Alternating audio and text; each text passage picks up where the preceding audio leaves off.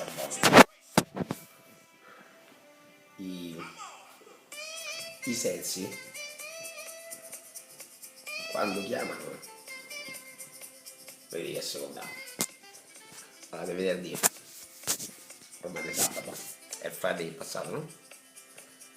San Pietro e Paolo, tanti auguri a Pietro, tanti auguri a Paolo. Allora chiediamo un pochettino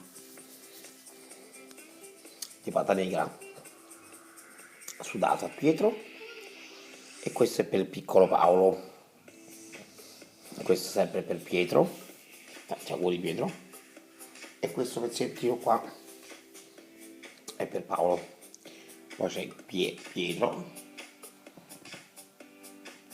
che voleva un goccetto, Paolo voleva un pezzetto di pata negra sudato, perché pata negra ad essere sudato gli deve piccare l'ascella, non deve essere secco. Però anche Paolo c'aveva sete, no? E allora, quando c'è fame magna, e quando c'è voglia fallo, e se ti piace una cosa, se puoi compratela, perché come fosse una sfera di cristallo non mi dà la risposta.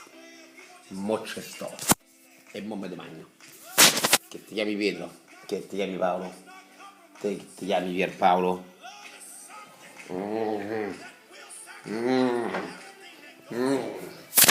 Sì, basta la pena. Parla spagnolo come io parlo romanaccio. È sudato come me dopo la mezz'ora di camminata. E secondo te sto male. Il weekend davanti a me. Quando ho dentista oggi, viva la vita. Ammazza quanto sei buono. Ultimo esemplare da Mommelo, Barcellona. Ammazza che lavoraccio che mi ha fatto. Tagli Pietro, tagli Paolo.